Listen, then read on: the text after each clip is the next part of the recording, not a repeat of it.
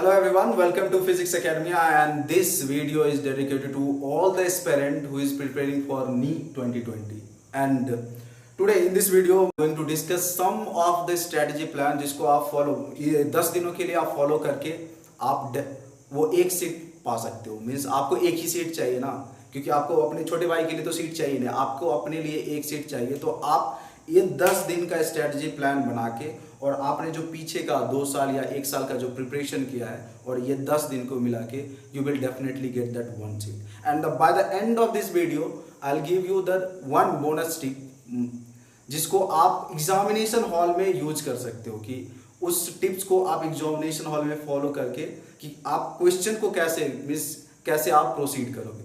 Okay, तो शुरू करते हैं। See this is a high time, means आपके पास सिर्फ 10 दिन बचा है। तो दिस मीन्स आप एक्साइटेड मोड में हो, मीन्स आप नॉर्मल स्टेट में नहीं हो। सम टाइम आपको लगता है कि मैं तो इसको इजीली क्रैक कर सकता हूँ। मीन्स जब भी आप क्वेश्चन सॉल्व करते हो वो इजीली हो जाता है, तो आपको लगता है कि उतना भी टफ नहीं है, आप इजीली सॉल्व कर लो, मीन्स क्रैक कर लोगे। और कभी क्वेश्चन नहीं बनता तो आपको ऐसा भी लगता है कि अरे ये मेरे से नहीं होने वाला। तो ये सबके साथ हो रहा है, मीन्स ये आपके साथ हो रहा है। तो this means you are in a true path, means सही डायरेक्शन में आप जा रहे हो, मीन्स आपका प्रिपरेशन सही जा रहा है। ये सबके साथ हो रहा है जो सीरियसली प्रिपरेशन कर रहे हैं। तो अपन शुरू करते हैं। फर्स्ट एडवाइस इज टू, आपको एडवाइस इज नहीं, ये कंपलसरी है, ये कोई एडवाइस नहीं है। आपको 15 से 16 घंटे आपको पढ़ने ही पढ़ने हैं, चाहे जैसे पढ़वा। ठीक, आपको 15 से 16 घंटे पढ़ने ही पढ़ने हैं। ज्यादा हो वेल एंड गुड। आप कुछ लोग कह रहे हैं कि 8 घंटे सोना भी तो है। कौन बोल रहा है कि 8 घंटे सोना? कौन बोलता है? डॉक्टर बोलता है, उसको दवाई बेचना है इसलिए बोलता है डॉक्टर कि 8 घंटे सोना है। कोई जरूरी नहीं कि आप 8 घंटे सो। ठीक, तो मत सो ना, ये 10 घंटे ये 10 दिन मत सो, उसके बाद तुम 20 घंटे सोना, बस ये 10 दिन के लिए मत सो। और आपको, मुझे पता है कि बहुत लोगों को नींद आ भी नहीं रही है, और जैसे जैसे ये वक्त आगे बढ़ेगा नींद आएगी भी नहीं। ये अच्छी इंडिकेशन है कि आप सही डायरेक्शन में जा रहे हैं। ठीक, तो आपको 15 से 16 घंटे पढ़ने ही है पढ़ने। तो उस 15 से 16 घंटों के लिए मैंने एक अलग से कॉलम बनाया है 3+1 आवर। तो इस पे अपन बाद में आएंगे कि ये क्या है, उसके लिए अपन बाद में डिस्कस करते हैं। पहले तो अगर आपने 15 से 16 घंटे का प्लान बनाया है, उसमें से आप ये 4 घंटे अलग सेपरेट एक सेक्शन रखते हैं। तो 15 से 16 घंटे में आपने 4 घंटे रख दिए, तो मतलब 11 से 12 घंटे तो आपको उस टाइम टेबल को फॉलो करना है। तो जैसा कि आप सबको पता है कि 90 मार्क्स के बायोलॉजी के क्वेश्चन आएंगे और 90 मार्क्स के फिजिक्स प्लस केमिस्ट्री के आएंगे, मींस 45 फिजिक्स 45 केमिस्ट्री। तो आपने जो भी टाइम टेबल्स बनाया है, चाहे जो भी टाइम टेबल आप फॉलो कर रहे हो, तो जितना टाइम आप बायोलॉजी को दे रहे हो उतना ही टाइम फिजिक्स और केमिस्ट्री को दो। कुछ लोग इसमें कह रहे हैं इसमें तो फिजिकल ऑर्गेनिक इनऑर्गेनिक तो आपने लिखा ही नहीं। तो फिजिकल ऑर्गेनिक इनऑर्गेनिक ये सब्जेक्ट नहीं है, जनरल सब्जेक्ट नहीं है, वो केमिस्ट्री का पार्ट है। अगर अभी भी तुम लोग को समझ में नहीं आया कि वो केमिस्ट्री का पार्ट है तो तुम बैल हो। ठीक, तो समझ जाओ, तो वो केमिस्ट्री का पार्ट है। ठीक, तो जो भी आप टाइम टेबल बनाओ ये फिजिक्स प्लस केमिस्ट्री को ऐड करके बनाओ, मींस उन दोनों को जितना टाइम आप बायोलॉजी को दे रहे हो उतना ही टाइम ऑफ फिजिक्स और केमिस्ट्री को दो। ठीक, तो मानते हैं कि आप 5 बजे, कोई जरूरी नहीं कि आप 5 बजे ही जगो, हो सकता है कि आप लेट नाइट स्टडी कर रहे हो। तो मैं मान रहा हूं कि आप 5 AM से आप कोई मीन्स आप जो टाइम टेबल फॉलो कर रहे हो 5 बजे से आप शुरू कर रहे हो। तो अगर मान लो कि 5 बजे से आपने शुरू किया है, तो स्टार्टिंग के फर्स्ट 2 और 3 आवर्स, मीन्स स्टार्टिंग के फर्स्ट 2-3 आवर्स हो सकता है कि आप बीच में ब्रेक ले लो, लेकिन 3 घंटे का आप एक प्रॉपर टाइम बनाओ कि फर्स्ट 3 आवर्स का। तो जब भी आप फर्स्ट स्टार्टिंग मीन्स सुबह के जो प्लान बनाओ उस टाइम पे आप थ्योरेटिकल चीजें पढ़ो, मीन्स कंप्लीटली थ्योरेटिकल चीजें पढ़ो। आप बायोलॉजी पढ़ सकते हो कंप्लीटली, कोई 2 चैप्टर 3 चैप्टर बायोलॉजी की कर सकते हो। तो अगर मान लो कि मैंने 3 आवर कहा कि सुबह के आप ये जो फर्स्ट है उसके 3 आवर का रखो, और उसमें आप हो सकता है कि थोड़ी ब्रेक ले सकते हो, कोई जरूरी नहीं कि पूरा स्ट्रेच में 3 आवर नहीं बैठना है, कि आप बीच में ब्रेक ले सकते हो। तो मैं उसके लिए कह सकता हूं कि 2 आवर आप बायोलॉजी को दो और 1 आवर 1 घंटे आप फिजिक्स या केमिस्ट्री, कोई एक सब्जेक्ट चूज करो, फिजिक्स या केमिस्ट्री आप चूज करो। तो आपको सारे सिलेबस कंप्लीट करने हैं। ये 2 घंटे मीन्स इन 10 दिनों में आपने जो भी पढ़ा उस सारे सिलेबस को कंप्लीट करना है, पूरे के पूरे सिलेबस को कंप्लीट करना है। तो आप स्टार्टिंग के ये फर्स्ट 2 आवर्स के लिए आप थ्योरेटिकल चीजें पढ़ो। मैंने बायो कहा, कोई जरूरी नहीं कि आप बायो पढ़ो, थ्योरेटिकल चीजें पढ़ो। फिजिक्स भी पढ़ना है तो थ्योरेटिकल पढ़ो, आप न्यूमेरिकल सॉल्व मत करो।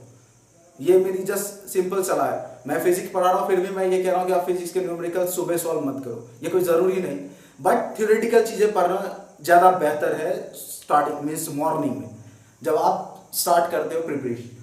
तो आपके टाइम टेबल के अंदर फर्स्ट 2 आवर में आप थ्योरेटिकल चीजें पढ़ो, आप बायोलॉजी पढ़ सकते हो और किसी 1 घंटे के लिए फिजिक्स या केमिस्ट्री कोई एक पढ़ो। ऐसा नहीं कि आधे घंटे फिजिक्स पढ़ रहे हैं आधे घंटे केमिस्ट्री, नहीं, कोई एक पढ़ो, अदर फिजिक्स या केमिस्ट्री। ठीक, तो उसके मीन्स आप 3 चैप्टर 4 चैप्टर उसका रिवाइज कर लो और उसके इंपॉर्टेंट हाईलाइट्स पॉइंट जो आपने पहले से टाइम टेबल में आपके हाईलाइट्स पॉइंट है उसको अलग से फिर से लिख लो। तो 1 घंटे में अदर फिजिक्स या केमिस्ट्री पढ़ो, ठीक, और 2 घंटे आप बायोलॉजी पढ़ो। तो नाउ मीन्स आपने 5 बजे से शुरू किया और 3 घंटे आपने मीन्स जो भी आप थ्योरेटिकल चीजें पढ़ रहे हो 3 घंटे आपका चला गया और बीच में आप हो सकता है आधे घंटे का ब्रेक ले लो। तो अब आप 9 बजे या 10 बजे के आसपास आ गए हो, तो उस 9 बजे या 10 बजे आप इस 3 to 4 आवर्स को आपको फॉलो करना है। 3+1 आवर वाला जो मैंने एक अलग से कॉलम बनाया है उसको फॉलो करना है। क्या करना है कि आपको एक सैंपल पेपर हर दिन सॉल्व करना है इस 10 दिन के लिए। ठीक, आपका जो भी स्टडी रूम है आप उस स्टडी रूम में एक सैंपल पेपर बनाओ और पूरे एक स्ट्रेच में बनाओ कि मीन्स 3 घंटे के लिए आप बैठ के, ऐसा नहीं कि एक क्वेश्चन बनाए थोड़ा ब्रेक ले लिए, नहीं, आप 3 घंटे के लिए बैठो और 3 घंटे के लिए वो कंप्लीटली सैंपल पेपर कंप्लीट करो। ठीक, ये नहीं कि आप थोड़ा मस्त फिजिक्स कर लिए फिर थोड़ा ब्रेक ले लिए फिर केमिस्ट्री किए फिर ब्रेक लिए, फिर ऐसे नहीं। आप 3 घंटे के लिए, मैं क्यों कह रहा हूं कि 3 घंटे के लिए बैठो, क्योंकि आप जब ये 10 दिनों के लिए हर दिन आप एक सैंपल सॉल्व कर रहे हो, 10 दिन में आप 10 सैंपल सॉल्व करोगे, तो ये 10 सैंपल सॉल्व करने पे आप जब एग्जामिनेशन हॉल में जाओगे तो आपको लगेगा ही नहीं कि आप एग्जामिनेशन हॉल में बैठे हो।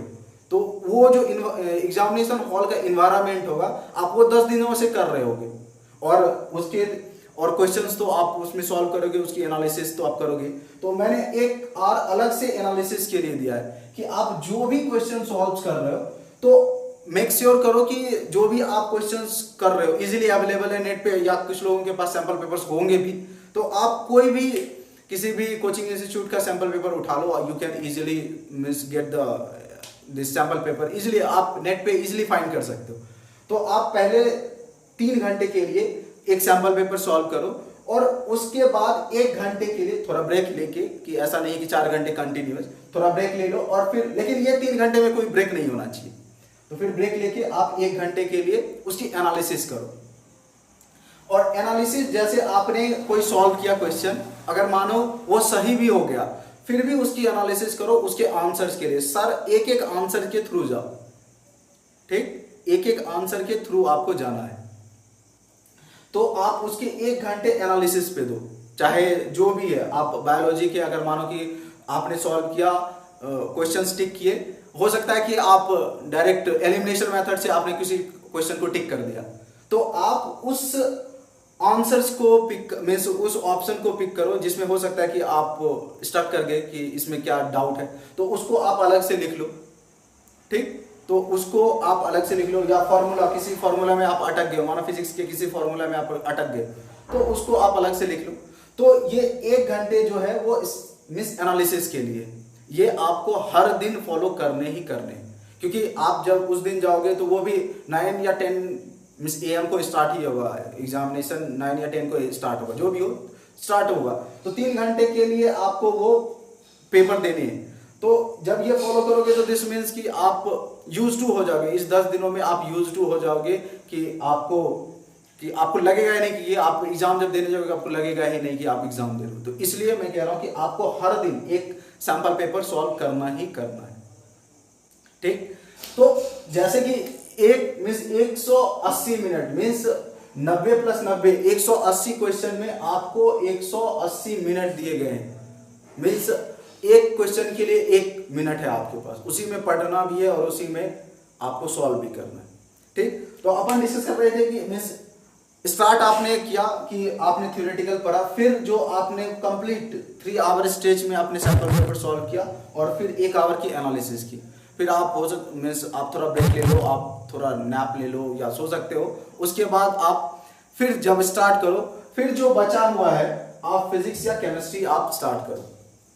ओके, आप फिजिक्स केमिस्ट्री स्टार्ट करो और उस टाइम में मीन्स इस टाइम में आपको फिजिक्स के न्यूमेरिकल्स भी सॉल्व करने हैं और एक्सरसाइज भी करने हैं। तो अभी आपने 2 घंटे वायु को दे दिया, तो अभी आप मेक श्योर करो कि इसको 3 घंटे देने हैं, फिजिक्स और केमिस्ट्री को मिला के 3 घंटे 4 घंटे देने हैं।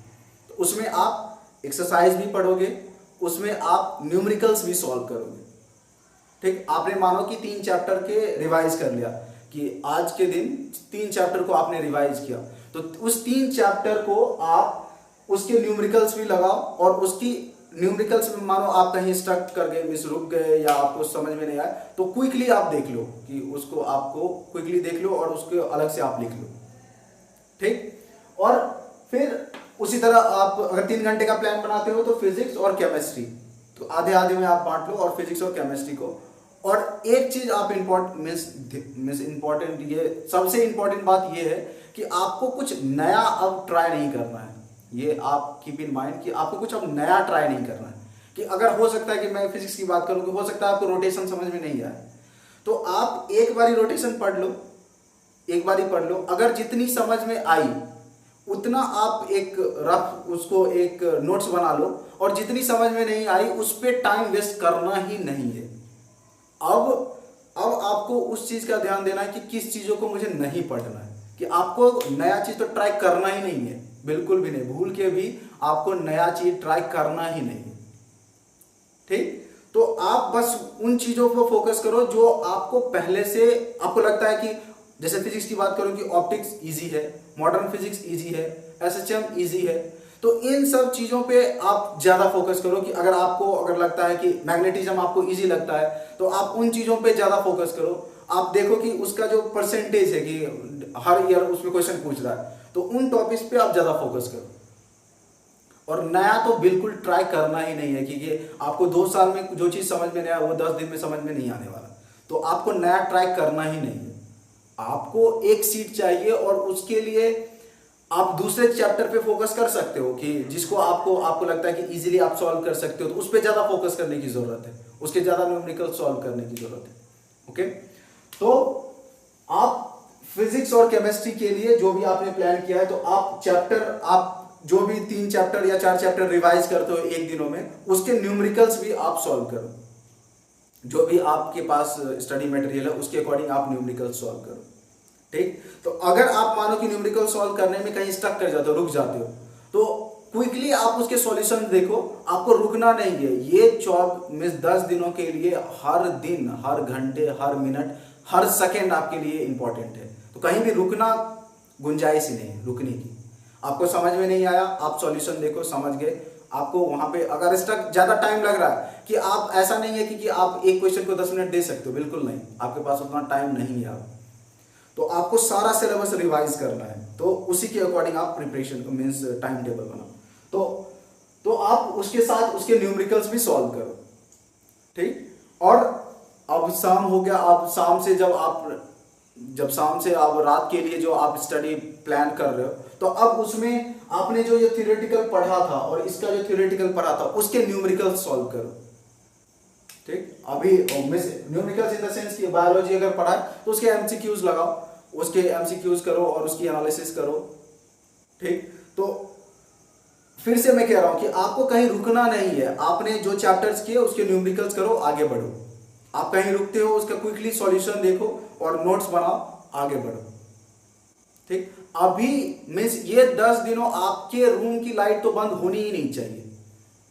कि ऐसा कोई जरूरी नहीं कि आपने कुछ बनाया कि मुझे 5 बजे जगना है, ऐसा कोई जरूरी नहीं कि आप 5 बजे ही जगो।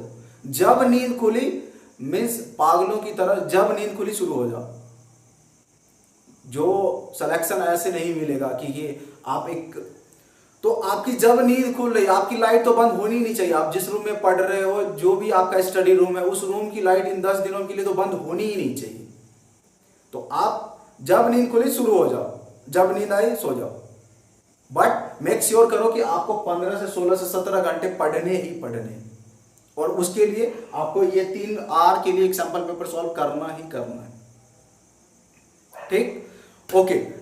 तो ये हुआ कि आप कैसे सॉल्व करोगे, मीन्स 1 डे रूटीन क्या होना चाहिए आपको, कि आप किस तरह से प्रोसीड करोगे, एक दिन का रूटीन क्या है। नाउ आई टोल्ड यू कि आपका मैंने बोला था कि I will give you the 1 bonus tip कि आपको कैसे आप प्रोसीड, मीन्स एग्जामिनेशन हॉल में आप कैसे प्रोसीड करोगे।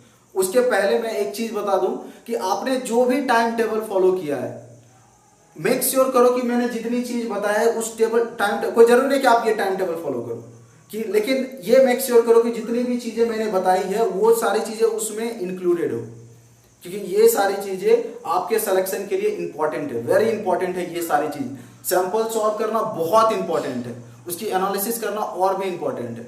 आपको रिवाइज करना है हर एक टॉपिक को। आप जो चीज टॉपिक आपको अच्छे से समझ में नहीं आया उस पर टाइम वेस्ट करना बिल्कुल भी नहीं। ठीक, तो आपने जो भी टाइम टेबल फॉलो किया है तो मेक श्योर करो कि ये सारी चीज आपके उस टाइम टेबल में हो। और अब बात करते हैं कि आप जब एग्जामिनेशन हॉल में जाते हो तो आपको क्या करना चाहिए। तो आपके पास 180 मिनट ही है और 180 मिनट में आपको 180 सवाल करने हैं। ठीक, 180 सवाल करने हैं 180 मिनट में। तो आप ऑब्वियस है कि आप जो भी नीट का प्रिपरेशन करते हैं, ऑब्वियस है कि वो बायोलॉजी से स्टार्ट करते हैं। तो मैं भी कहूंगा कि आप बायोलॉजी से ही स्टार्ट करो, क्योंकि बहुत सारे क्वेश्चन होते हैं कि बायोलॉजी के, मैं ये तो नहीं कह सकता कि मतलब दिखे दिखे आ जाएंगे कि जो आपने पहले देखा वो डायरेक्टली आ जाएंगे, लेकिन बायो के क्या है कि बहुत सारे क्वेश्चन होते हैं कि आप क्वेश्चन पढ़े आंसर टिक करने वाला, कि थोड़ा उसमें रुकने वाला थोड़ा होता है, ऐसा नहीं है कि नहीं होता, लेकिन डायरेक्ट टिक करने वाला होता है। तो सबसे पहले आप बायोलॉजी सॉल्व करो। और फिजिक्स और केमिस्ट्री में, फिजिक्स और केमिस्ट्री के लिए आप केमिस्ट्री को आप पहले अटेम्प्ट करो और फिजिक्स को बाद में। मैं फिजिक्स का टीचर हूं फिर भी मैं कह रहा हूं कि फिजिक्स को आप बाद में अटेम्प्ट करो, क्योंकि मोस्टली जो फिजिक्स के हैं वो न्यूमेरिकल्स होते हैं, आपको पेन उठा के सॉल्व करना पड़ेगा। और केमिस्ट्री के कुछ न्यूमेरिकल्स भी होते हैं और कुछ डायरेक्ट क्वेश्चंस होते हैं, मींस आप क्वेश्चन पढ़ोगे डायरेक्ट आंसर आपको पता होंगे। और फिजिक्स और केमिस्ट्री, स्पेशली फिजिक्स और केमिस्ट्री के लिए आपको क्या करना है कि आप जेई मेंस के लास्ट 10 इयर्स के क्वेश्चन पेपर आप सॉल्व करो।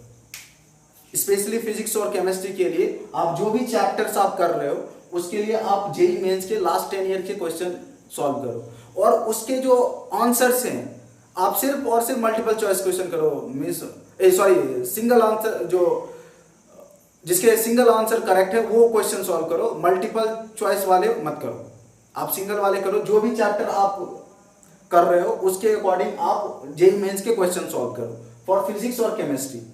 कुछ क्वेश्चन तो आपको डायरेक्टली फिजिक्स के या केमिस्ट्री के डायरेक्टली वही, मींस डेटा भी बदला नहीं होगा, डेटा के साथ आपको 2-3 सवाल डायरेक्ट आ जाएंगे। तो अगर आप 3 सवाल भी डायरेक्ट वहां से कर लेते हो तो it's a big thing. Okay, तो आपको जेई मेंस के फिजिक्स और chemistry, this is my advice. कोई जरूरी नहीं कि आप ये इट्स अ गुड एडवाइस कि आप वहां से डायरेक्टली जेई मेंस के आपको क्वेश्चंस भी मिल जाएंगे, सॉल्यूशन भी इजीली मिल जाएंगे। तो आप फिजिक्स और केमिस्ट्री के लिए आप जेई मेंस को फॉलो कर सकते हो, specially for JEE this physics and chemistry. तो एग्जामिनेशन हॉल में क्या करना है आपको, first you have to go through biology and then chemistry and then physics, क्योंकि फिजिक्स में बहुत कम ही ऐसे सवाल होंगे जो डायरेक्टली आप क्वेश्चन पढ़ के टिक कर सकते हो, उसमें आपको पेन उठाना ही पड़ेगा to do that rough work, कि थोड़ा मैथमेटिक्स आपको करना ही पड़ेगा। ठीक, तो पहले आप बायो करो, फिर केमिस्ट्री, फिर फिजिक्स। ठीक, तो thank you everyone. This I hope कि आपको इससे कुछ ना कुछ जरूर हेल्प मिलेगी, बिल्कुल मिलेगी। एंड इफ यू थिंक कि this really helps you, means आपको अगर लगता है कि इस ऐसा करके आपको आपकी सिलेक्शन हो जाएगी, सी माय मेन इंटेंशन आपका सिलेक्शन होना चाहिए, चाहे जैसे हो, आप कोई एलिमिनेशन करो या जो करो, आपका सिलेक्शन इंपॉर्टेंट है। मीन्स सिलेक्शन होने के बाद कोई नहीं पूछने वाला कि आप फिजिक्स के रोटेशन के चैप्टर किए या नहीं किए, बायोलॉजी के किसी एक स्पेसिफिक चैप्टर से आपने क्वेश्चन किए या किए, कोई नहीं पूछने वाला। और ये चीज आगे आने भी वाले नहीं है। आप कुछ नया पढ़ोगे जब आप कॉलेज में जाओगे, और कॉलेज में एक बार एंट्री मिलना, वो वहाँ जाके ही आपको उसकी ब्यूटी और उसकी जो एडवेंचर का जो वो है ना, वो वहाँ जाके ही पता चलेगा। तो this is a completely high time and you can't afford to miss a single second. तो मिस आपके पीछे जैसे आग लगा देते हैं ना, उस तरह से आग लगी होनी चाहिए। आप जब उठो शुरू हो जाओ। And the last advice to everyone कि आप इन 10 दिनों में कोई भी एक, इस 10 दिनों में ये मतलब आप हो सकता है कि पढ़ते पढ़ते थोड़ा थक जाओ, तो हो सकता है कि कुछ कहते हैं कि थोड़ा कॉमेडी शोज देख लेते हैं थोड़ा रिलैक्स होने के लिए। बिल्कुल भी नहीं। ये 10 दिनों के लिए आप तो कर ही नहीं सकते। अगर आपका थोड़ा अगर मानो वो हो गया है कि आप बहुत ज़्यादा पढ़ लिए हो, तो आप you can talk to your family members. आप फैमिली मेम्बर से बात कर लो, आप दोस्तों से बात कर लो जो आप प्रिपरेशन कर रहा है। लेकिन कोई वीडियोस मत देखो, कोई मूवीज मत देखो टू जस्ट टू कि फ्रेश होने के लिए कोई वीडियो, ये मूवी। क्योंकि मैं ये इसलिए कह रहा हूँ क्योंकि आप जब उस मूवी देखने का जो हैंगओवर है ना, वो 1-2 दिनों तक रहता है, वो 2-3 दिनों तक रहेगा। और अगर मानो जब आप किसी सवाल में, किसी एग्जामिनेशन हॉल में जब जाओगे, अगर किसी सवाल में अटक गए ना, वो अचानक से वो गाना या वो मूवी अचानक से आपके बैक ऑफ माइंड चलना शुरू हो जाएगा। ठीक, ये मैं ऐसे नहीं कह रहा हूँ, ये ऑब्वियस है। मीन्स अपन वो पीछे आपके चलना शुरू हो जाएगा। तो इसलिए मैं कह रहा हूँ कि आपको कोई भी वीडियोज मीन्स कि आप कॉमेडी शोज या मूवीज, ये बिल्कुल भी नहीं, मिस गलती से भी ऐसी गलती नहीं होनी चाहिए।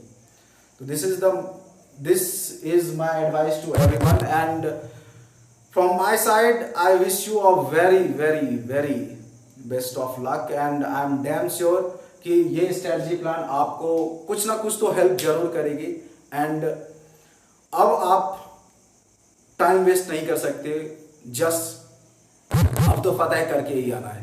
तो thank you everyone and if you really think कि ये स्ट्रेटजी प्लान आपको अगर हेल्प कर रहा है तो जस्ट गिव अ।